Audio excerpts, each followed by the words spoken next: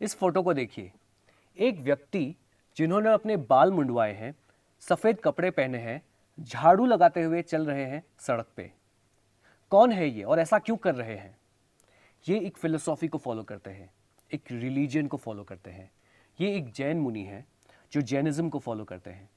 इस लेक्चर में हम पढ़ेंगे about the life of Vardhaman Mahavir, जिनका काफ़ी योगदान रहा जैनिज्म में। हम पढ़ेंगे मोक्ष प्राप्ति कैसे होती है थ्रू जैनिज्म। हम ये भी पढ़ेंगे कि जैन काउंसिल्स क्या क्या थे। दो थे, so will look into those. Will also look into the schools of Jainism. काफ़ी सारे स्कूल्स हैं, हम बेसिकली दो जो प्रोमिनेंट स्कूल्स हैं उनके बारे में पढ़ेंगे। And will also look at the spread of Jainism. मेरा नाम है Arunav and I welcome you to this lecture on Jainism. Before we go ahead, let me tell you about the UPSC CSC subscription, जो अब आपको 24,999 rupees में मिल सकता है अगर आप मेरा कोड ARU50 यूज़ करते हैं। यहाँ पे एडिशनल बेनिफिट्स भी काफ़ी है, जैसे आपको लेक्चर्स के PDF मिलते हैं। You also get mains test series with evaluation and one-on-one mentorship also. Let me also tell you about the batches for the year 2026. तो एक लिबर्टी बैच है जो कम्प्लीटली इंग्लिश बैच है 2026 के लिए। 2026 के लिए एक बाइलिंगुअल बैच जो हिंदी और इंग्लिश में है, तो वो भी है पाथवे 2026। एंड एक कम्प्लीटली हिंदी मीडियम बैच है जो शिखर 2026 है। ये सारे बैचेस 11 अक्टूबर से शुरू हो रहे हैं। तो अगर you want to join these batches, use my code ARU50 for maximum discount. Also you can get the UPSC iconic subscription, जहाँ पे आपको लाइव मेंटरशिप, फिर ऑफलाइन के जो रिकॉर्डेड क्लासेस है वो मिलते हैं। Then you get daily answer writing and 20 GS PDF books. Also you get to ask your doubts and daily content मिलता है। उसके साथ आपको प्रैक्टिस क्वेश्चंस भी मिलते हैं। Again, to subscribe you can use my code ARU50 to get the maximum discount on the subscription. So let's start. Life of Vardhaman Mahavir. Before I tell you this, let me take you back to the lecture on Buddhism. अगर आपने वो lecture नहीं देखा है, then please watch it after watching this video.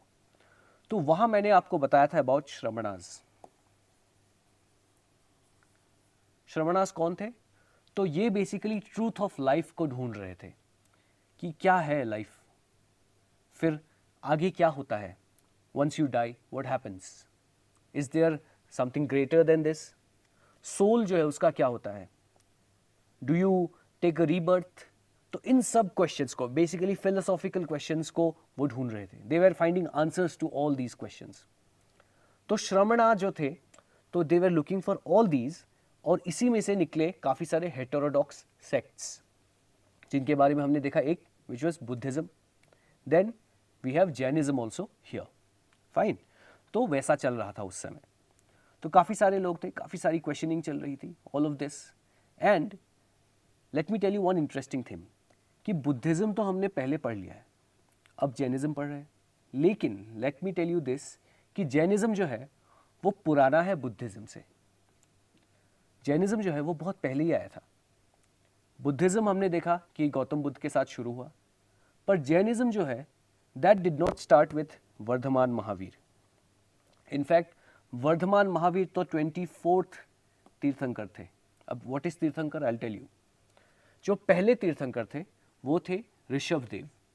Now we don't know who founded this, but ऐसा माना जाता है कि शायद ऋषभदेव ने ही शुरू किया था जैनिज्म का, but again we are not sure about all of this. लेकिन 24th जो तीर्थकर है वो है वर्धमान महावीर।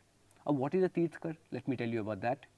तो पहले तो we have to understand what is Jaina. ये जो वर्ड है जैन, जैना, तो ये क्या है? जो फॉलोअर्स हैं जिना के, there is another word now that is Jina. जो जिना के फॉलोअर्स हैं वही है जैन। तो इसका मतलब जो एक ऐसे व्यक्ति को फॉलो कर रहे हैं जिनके पास इनफाइनाइट नॉलेज है, वही है जैन। अब ये जिना जिनके पास इनफाइनाइट नॉलेज है वो कौन है? That is same as tirthankar. Okay, so tirthankar and जिना ये सेम ही है। तो ये वो लोग हैं जिनको इनफाइनाइट नॉलेज मिल चुका है एंड ये हेल्प कर रहे हैं दूसरों को in the path of getting salvation, मतलब मोक्ष प्राप्ति में ये दूसरों की मदद कर रहे हैं। यही लोग हैं तीर्थंकर या जिना, और इनको जो फॉलो करते हैं वो है जैन। आई hope you have understood this part.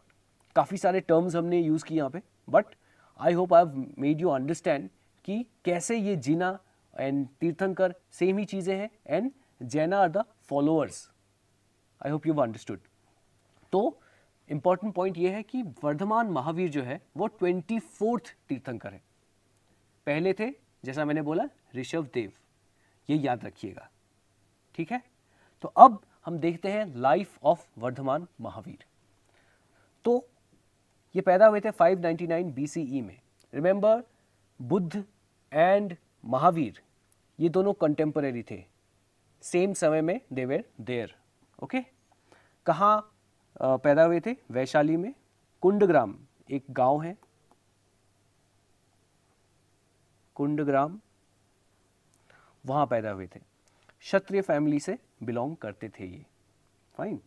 And also let me tell you one thing. इनके पिताजी का नाम था Siddharth. It's not the Siddharth that was Siddharth Gautam जो गौतम बुद्ध बने, वो नहीं, पर ये एक क्षत्रिय कुल के व्यक्ति थे सिद्धार्थ, जो वैशाली में रहते थे कुंडग्राम में. तो वो सिद्धार्थ थे पिता महावीर के. And also let me tell you one thing कि महावीर जो है उनका नाम महावीर नहीं था, उनका नाम था वर्धमान.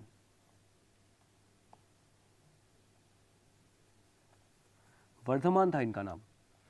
बाद में जब इनको पूरा ज्ञान मिल गया, इनफाइनाइट नॉलेज, तब बन गए वो Vardhaman Mahavir. I will come to that also. लेकिन लेट मी टेल यू कि इनकी लाइफ में क्या हुआ, कैसे क्या हुआ कि ये फाइनली बन गए वर्धमान महावीर. तो ये भी जैसे हमने देखा था बुद्धिज्म में कि गौतम बुद्ध जो थे वो काफ़ी लग्जरी में रहते थे, फिर he left his life of luxury और फिर चले गए ट्रूथ के तलाश में. तो वैसा ही था कुछ कि लाइफ ऑफ लग्जरी में जीते थे वर्धमान. फिर एट द एज ऑफ 30 इन्होंने सब कुछ छोड़ दिया, त्याग दिया. अब इन्होंने क्यों त्यागा सब कुछ, इसके भी काफ़ी सारे वर्जन्स हैं, क्योंकि काफ़ी सारे स्कूल्स हैं जैनिज्म में. तो हर स्कूल का अलग अलग मानना है. उपिंदर सिंह मैम की बुक में लिखा गया है कि जो दिगंबर स्कूल है, दिगंबर के बारे में हम पढ़ेंगे. तो अकॉर्डिंग टू दैट जो वर्धमान के जो माता पिता थे वो काफ़ी यंग एज में उनका देहांत हो गया. एज एन यंग एडल्ट जब थे वर्धमान अराउंड 25-26, तब उनका देहांत हो गया. उसके बाद वो ढूंढने लगे द ट्रूथ ऑफ लाइफ कि अब क्या होगा, इसके बाद क्या होता है, किसी की मृत्यु हो गई उसके बाद क्या होगा. So all these question started coming up. तो ऐसा है. लेकिन also there are other schools जिनका कहना है कि इनके माता पिता जब जिंदा थे इन्होंने तभी रनाउंस कर दिया था सब वर्ल्डली प्लेजर्स, पर जो एज है दैट इज़ 30. तो इस पे कोई डिबेट नहीं है. और एक ऐसा भी स्कूल है जो बोलता है कि इनको पता था कि अगर ये अपने माता पिता के रहते हुए अगर अपने लग्जरियस लाइफ को, फैमिली लाइफ को अगर रिनाउंस कर देंगे, छोड़ छाड़ के चले जाएंगे ट्रूथ को ढूंढने के लिए, तो इनके माता पिता को काफ़ी पेन होगा. तो ये रुके जब तक उनकी देहांत होती है, उसके बाद ही उन्होंने छोड़ा सब कुछ. तो ये भी एक स्कूल है. और ये भी मानना है काफ़ी स्कूल्स का कि वर्धमान महावीर बचपन से ही कुछ अलग थे. He was very attached to the idea, to the concept of non-violence. तो इसलिए ये जब अपनी माता के वोम्ब में थे, इनकी माता का नाम था त्रिशाला, तो उनके कोख में जब थे तो वो ज़्यादा मूव नहीं करते थे, क्योंकि अगर वो ज़्यादा मूव करेंगे तो इनकी माता को काफ़ी कष्ट होगा, तो वो मूव नहीं करते थे. तो वैसा था. तो he was very compassionate even when he was not born, तभी से, ऐसा मानना है काफ़ी स्कूल्स का. Okay. So he was already on the path, ये हम समझ गए हैं अभी. फिर he practised severe asceticism for 12 years. जब इन्होंने घर बार सब छोड़ दिया, चले गए ट्रूथ को ढूंढने के लिए, काफ़ी लोगों से मिले, वो डिस्कशंस की, डिबेट्स किए काफ़ी, so that he could understand his perspective, others perspective, सब कुछ, ताकि वो ले सके अंदर, समझ सके सब कुछ. तो इसलिए he started discussing with a lot of other people जो ऑलरेडी काफ़ी ज्ञानी लोग थे, उनके साथ उन्होंने काफ़ी सारे डिस्कशंस किए और काफ़ी मेडिटेशन किया इन्होंने. और बहुत ही सीवियर था. जैसे बुद्ध के केस में हमने देखा था कि वो मेडिटेट करते रहे और उन्हें भूख लगने लगी, फिर उन्होंने थोड़ा सा खाना भी खाया था, तो हमने वो देखा था. लेकिन इन दिस केस, वर्धमान के केस में वैसा नहीं हुआ. वो भूखे प्यासे वो मेडिटेशन करते रहे. He was so attached to the fact कि he wants the complete knowledge, तो उस पर वो अटैच हो गए एंड ही स्टार्टेड मेडिटेटिंग, और इन्होंने सब कुछ छोड़ दिया, सोना खाना पीना सब कुछ, क्योंकि उन्हें चाहिए था इनफाइनाइट नॉलेज। फिर 12 साल के बाद इन्होंने जब घर छोड़ा था तो वो 30 साल के थे, तो 42 साल 42 ईयर्स ऑफ एज, 12 साल के बाद इनको मिला इनफाइनाइट नॉलेज। कैवल्य बोलते हैं इसको, कैवल्य ज्ञान बोला जाता है in Jainism. It is very similar to nirvana जो हमने पढ़ा था इन बुद्धिज्म, तो वैसा ही है, बहुत सिमिलर है। तो पर द डिफरेंस हियर इज कि बुद्धिज्म में आपने देखा था कि मिडिल पाथ, एक्सट्रीम नहीं करना है कुछ भी, वो था। पर यहां वर्धमान ने एक्सट्रीम किया, extreme asceticism to gain that knowledge. ये इन्होंने किया 12 साल तक, तब जाके इनको मिला ये नॉलेज। अटेन्ड केवल्य ज्ञान आफ्टर इंटेंस मेडिटेशन, ओके। और ये बन गए 24वें तीर्थंकर and spent his life spreading the doctrine of Jainism. तो ये तो मैंने आपको बोला ही है कि वे 24th तीर्थंकर थे या जिना थे। ये था उनका life. Of course after that he passed away at the age of 72, okay. तो 527 BCE 27, this is 5, oh I'm sorry you cannot see that, so 527 BCE में इनकी मृत्यु हुई, okay. So that is his life. तो इन्होंने बहुत कुछ किया है अपने लाइफ में इन terms of promoting Jainism, that is one thing, ठीक है। तो वो हम देखेंगे, अभी हम पढ़ेंगे कि उन्होंने क्या बताया about Jainism and how the different schools took it. हमने बुद्धिज्म में भी देखा था जो ओरिजिनल टीचिंग्स थी बुद्धा की, वो कैसी थी, किस स्कूल ने कैसे उसको इंटरप्रेट किया था। तो जैनिज्म में भी वैसा ही कुछ हुआ था, वील सी दैट ऑल्सो, ठीक है। सो नाउ लेट्स सी मोक्ष प्राप्ति कैसे होती है एज पर Jainism, because the end goal is, जो एंड में होना है, ये जो सब कुछ हो रहा है कि you have to find the answers, क्यों? क्योंकि एंड में जाके मोक्ष प्राप्ति चाहिए, salvation is what is required, ठीक है। वही बस लोग ढूंढ रहे हैं कि कैसे हमें ये जो जीवन और मृत्यु का जो चक्र है इससे कैसे निकले, उसके लिए चाहिए मोक्ष, ठीक है। तो इसमें जैनिज्म में क्या होता है कि कर्म जो है वो बहुत इंपॉर्टेंट है। तो आप अगर अच्छा कर्म करेंगे तो आपको मोक्ष प्राप्ति होगी, और अगर आप बुरे कर्म करेंगे तो आपको मोक्ष नहीं मिलेगी। That is the whole idea. So you will have to keep getting into this cycle of life and birth, फिर से आप पैदा होंगे, फिर से आप मरेंगे, फिर से आप पैदा होंगे, वो चलते रहेगा, ठीक है। सो that is what keeps happening here. तो इसलिए कर्म जो है वो बहुत इंपॉर्टेंट है, ये है। Also as I am talking about cycle of birth and death, let me tell you one more thing about cycle in Jainism.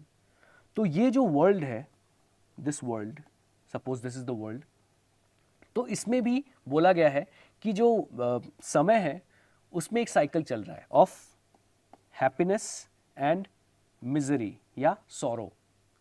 तो ये जो वर्ल्ड है ये हैप्पीनेस से मिजरी तक जाता है, फिर मिजरी से हैप्पीनेस तक जाता है। ये एक काल चक्र है, ऐसे चलता रहता है। दिस चक्र इज गोइंग ऑन, ओके। तो इसमें क्या है, ये जो अभी हमने पढ़ा तीर्थंकर, 24 तीर्थंकर, तो ये तीर्थंकर आते हैं इस ट्रांजिशन पीरियड में, यहां तीर्थंकर आते हैं।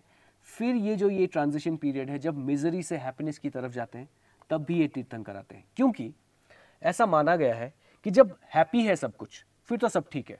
आप देखेंगे जब आप खुश रहते हैं तब यू डोंट वांट एनीबॉडी, क्योंकि मैं तो खुश हूँ, मुझे कोई नहीं चाहिए, दोस्त नहीं चाहिए, फैमिली नहीं चाहिए, मैं तो खुश हूँ, पैसे वैसे हैं मेरे पास, सब कुछ अच्छा है, सब सही चल रहा है, तो ठीक है, रहने दीजिए, I am very happy, I don't want anybody. लेकिन as you move towards misery, जब आपके पास दुख आने लगेगा, बैड डेज आर कमिंग, तब you start going towards other people कि अरे मेरे दोस्त, अरे मेरे फैमिली, हेल्प मी आउट। तो ये क्या है कि जब ये दिस वर्ल्ड, ये दुनिया जब इस काल चक्र से जा रही है, तब ये तीर्थंकर आते हैं, ये आपका हाथ पकड़ते हैं और आपको सही दिशा दिखाते हैं that is the whole concept of tirthankar. ये जो गाइड करते हैं तीर्थंकर टुवर्ड्स मोक्ष प्राप्ति ऑफ ऑल द पीपल, तो ये कैसे करते हैं? जब ये ट्रांजिशन फेज चलता रहता है, जब आपके पास सुख बहुत ज़्यादा नहीं है और आप दुख की तरफ जा रहे हैं, तब ये आपको गाइड करते हैं कि आप मोक्ष प्राप्ति ऐसे कर सकते हैं। ऑल्सो जब दुख है, मिजरी है, and you want to go to happiness, तो आप कैसे जाएंगे हैप्पीनेस की तरफ? तो द तीर्थंकर्स हेल्प यू कि आप ये कीजिए, आपको मोक्ष प्राप्ति हो जाएगी। तो इसलिए टुवर्ड्स हैप्पीनेस जाना इज गुड, लेकिन अगेन जो सुख और दुख है वो दोनों ही are not of any consequence in the human life. जब वर्धमान महावीर ने जब अपना एक्सट्रीम एसेटिसिज्म किया और फाइनली इनको जब कैवल्य ज्ञान मिला, तब ये समझ में आया इनको कि सुख और दुख जो है, he has to be detached from these things. क्योंकि पहले जो वो लाइफ में जी रहे थे वो सुख में जी रहे थे। अब जब वो एक्सट्रीम एसेटिसिज्म कर रहे थे, अगर वो ये सोचने लगते कि मैं तो बहुत भूखा हूँ, अभी मुझे तो बहुत प्यास लग रही है, मैं सो नहीं पा रहा हूँ, तो दुखी हो जाते वो। पर इन्होंने खुद को डिटैच कर लिया सुख और दुख से, तब जाके उनको केवल्य ज्ञान की प्राप्ति हुई। तो यहाँ भी सेम है, जब इस काल चक्र से जा रहा है दुनिया, तब तीर्थंकर बोलते हैं कि आपको इस सुख और दुख से आपको डिटैच होना है और कर्म करने हैं आपको। एंड आप जो कर्म करेंगे दैट विल डिसाइड कि आप इस साइकिल से ऑफ डेथ एंड बर्थ आप निकल पाएंगे कि नहीं, तभी आपको मोक्ष प्राप्ति हो सकती है। तो वो देखेंगे हम, पाथ टू सैल्वेशन, उसमें क्या बताया गया है। तो ये बताया गया है इसमें कि आपको 3 प्रिंसिपल्स फॉलो करने हैं। यहाँ पे त्रिरत्न बोलते हैं इसको जैनिज्म में। पहला है राइट फेथ, सम्यक दर्शन, करेक्ट परसेप्शन ऑफ रियलिटी। तो ये क्या है? तो ये ऐसा है कि रियलिटी जो है उसका आपको करेक्ट परसेप्शन लेना है।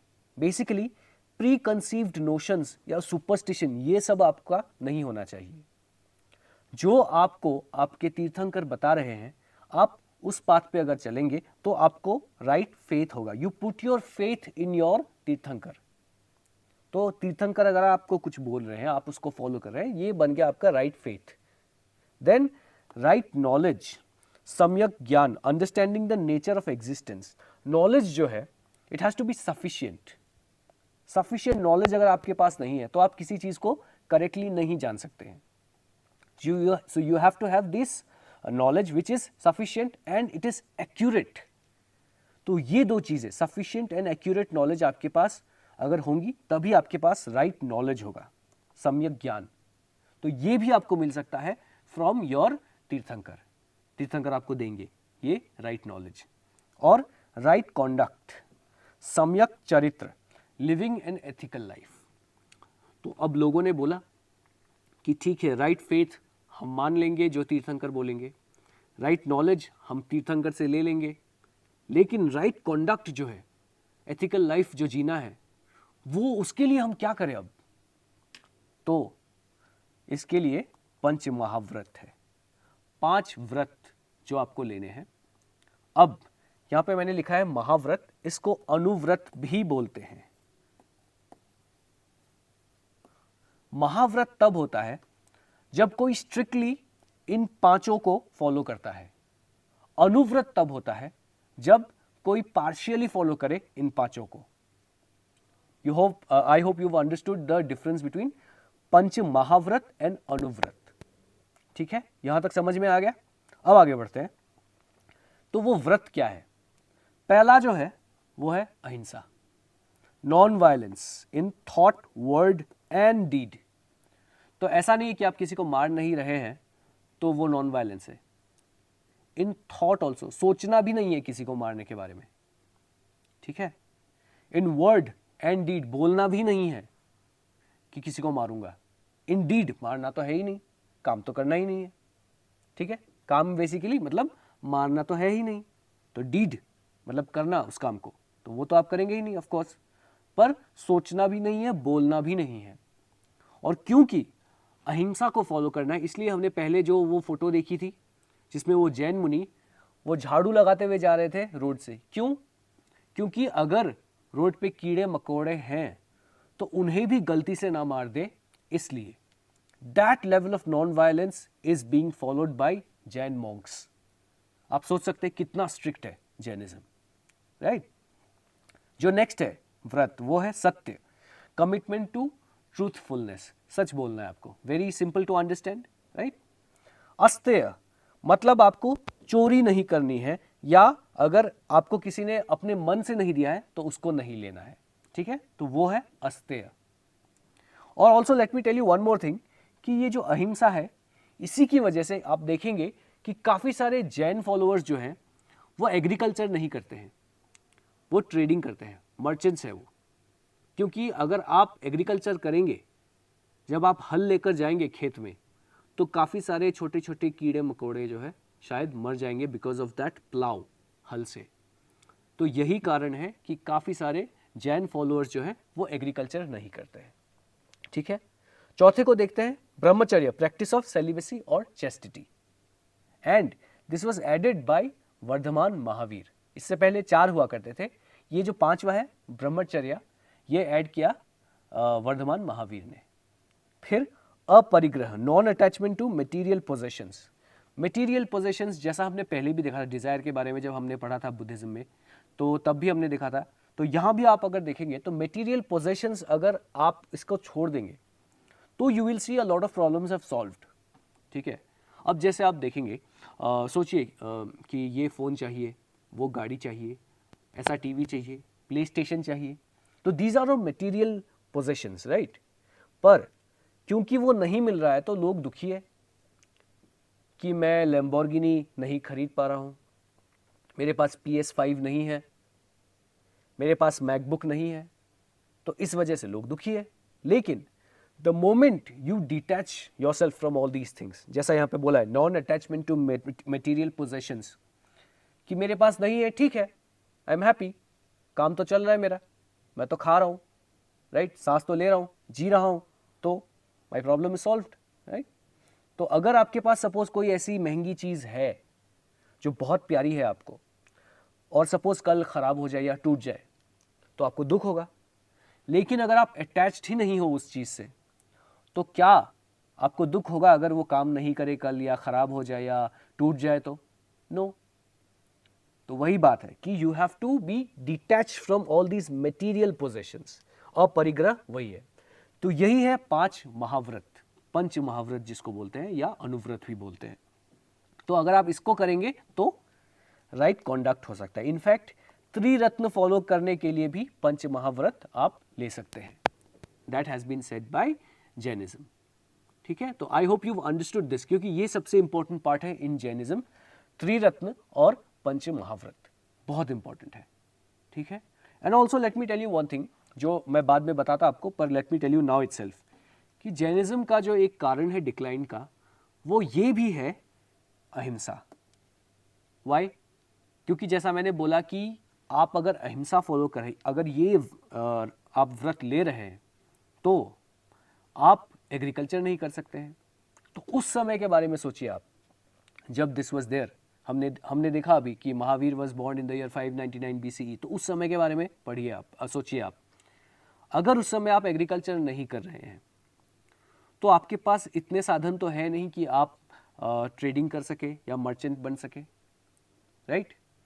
तो a lot of people were actually engaged in agriculture. तो अगर आप एग्रीकल्चर नहीं कर पा रहे हैं तो there will be a decline in this religion, है कि नहीं? आप सोच के देखिए इस बात को। So this is something which led to the decline of Jainism also. Fine. अब हम आगे बढ़ते हैं अबाउट जैन काउंसिल्स। हमने देखा था बुद्धिज्म में भी काउंसिल्स के बारे में। तो वहाँ पे क्या हुआ था कि काफ़ी सारे छोटे छोटे ग्रुप्स बन गए थे, और फिर वो मिल के दे डिसाइडेड कि we will focus on one thing, कि हम सारे ग्रुप्स हम इस बात को मानेंगे।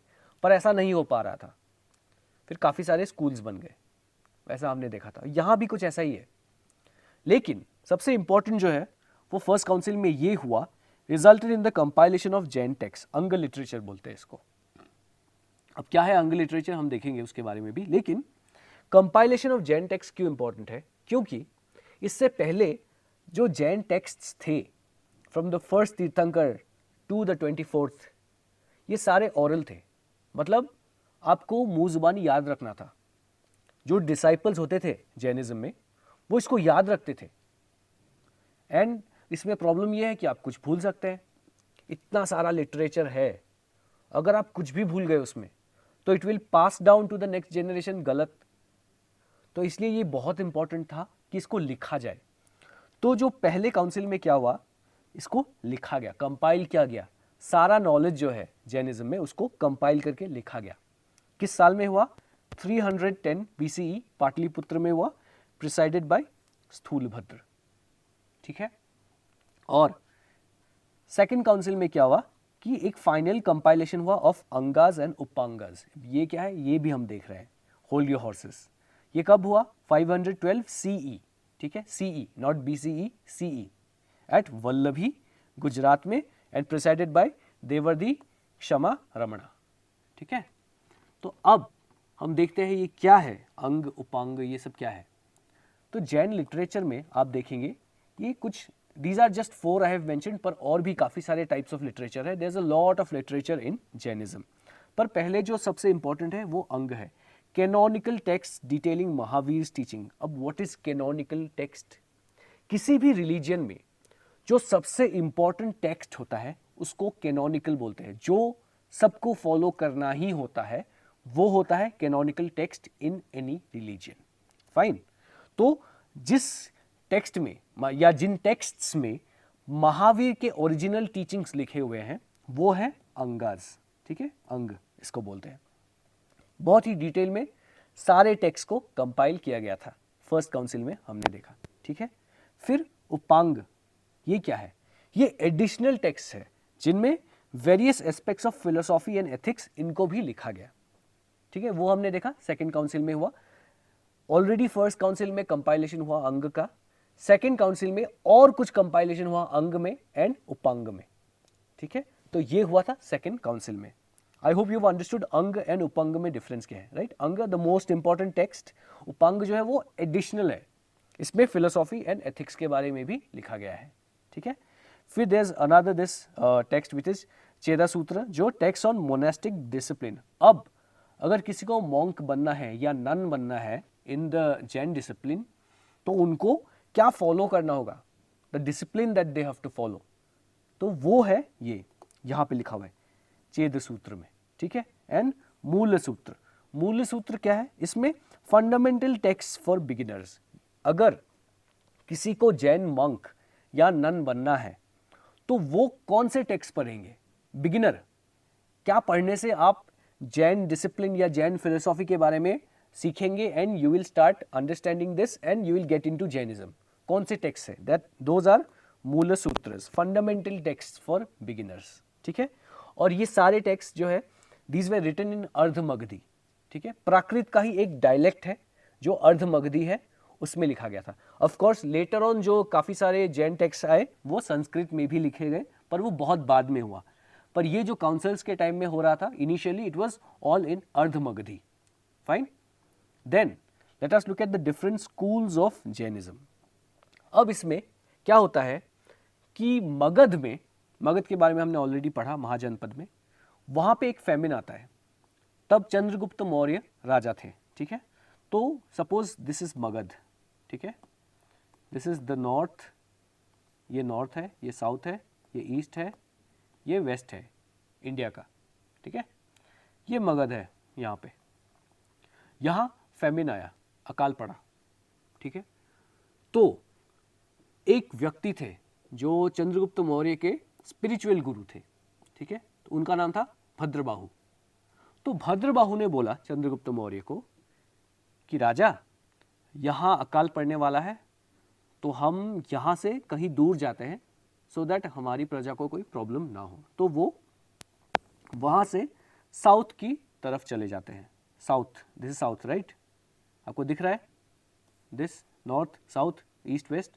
तो ईस्ट से, मगध से ये लोग नीचे चले जाते हैं साउथ की तरफ, जहाँ पे नियर कर्नाटका, यहाँ पे जाके ये बसते हैं। तो कौन कौन आया? चंद्रगुप्त मौर्य आए और इनके साथ आए भद्रबाहु, और इनके साथ काफी सारे फॉलोअर्स भी आए। तो इससे जैनिज्म का स्प्रेड जो है वो मगध से साउथ की तरफ हो गया, और कुछ लोग मगध में ही रह गए। भद्रबाहु के ही एक डिसाइपल थे, तो शिष्य थे, उनका नाम था Sthulabhadra. Okay, this is T, Sthulabhadra, ठीक है। तो इनके लीडरशिप में कुछ लोग मगध में रह गए और कुछ लोग चंद्रगुप्त मौर्य के साथ विथ भद्रबाहु वो आ गए साउथ में, ठीक है। ये समझना बहुत इंपॉर्टेंट है to understand the different schools of Jainism, क्योंकि जो लोग नीचे आए, दैट इज साउथ की तरफ जो आए विथ भद्रबाहु, वो थे Digambar. Let me right it for you, let me just clear everything and let me right it for you, ठीक है। दिगंबर, दिगंबर जैन, ठीक है, ये आए साउथ, ठीक है। और जो मगध में रह गए तो वो है श्वेतांबर, ठीक है। तो ये मगध में रह गए, ओके फाइन। तो अब क्या डिफरेंस है? तो डिफरेंस जो है वो हम अभी देखेंगे, but let me tell you some very big differences कि दिगंबर जो है वो फॉलो करते हैं एकदम ओरिजिनल महावीर के जो टीचिंग्स हैं उनको, ठीक है। और वो स्काई क्लैड होता है। स्काई क्लैड मतलब they will not wear anything, कुछ नहीं पहनते हैं। क्यों?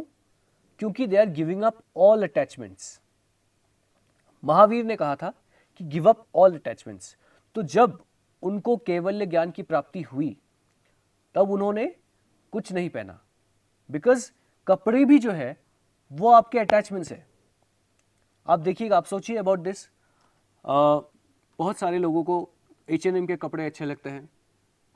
Lot of people want a bag from Louis Vuitton, Gucci, all these things. तो व्हाट इज दैट? वो अटैचमेंट है, उसको छोड़ना है। तो जब महावीर को कैवल्य ज्ञान की प्राप्ति हुई तो उन्होंने कपड़े भी छोड़ दिए, because that is also a form of attachment.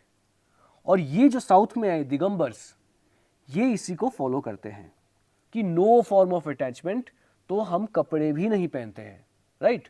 Not even that attachment, कुछ भी नहीं। सो that is the level of dedication that these people have towards the ideologies and philosophies of Jainism. वो स्ट्रिक्टली वही फॉलो करते हैं जो महावीर ने बोला। फिर श्वेतांबर जो है वो होते हैं जो सफेद कपड़े पहनते हैं, नो अदर कलर्स, कलर्स बिल्कुल नहीं पहनते। और let me also tell you one more thing, हमने देखा था अहिंसा फॉलो करते हैं। तो ये जो दिगंबर्स एंड श्वेतांबर्स हैं, ये कपड़ा रखते हैं यहाँ पे मुंह पे, एक मास्क, ताकि कोई कीड़ा मकोड़ा मुंह में जाके उधर भी ना मर जाए। यू अंडरस्टैंड द लेवल कि कितना ये लोग they take care of the fact कि कुछ ऐसा ना हो जाए विच ब्रेक्स देयर व्रत। So I hope you have understood this part. Just try thinking for a few seconds कि कितना डिफिकल्ट होगा ये करना। How difficult is it going to B?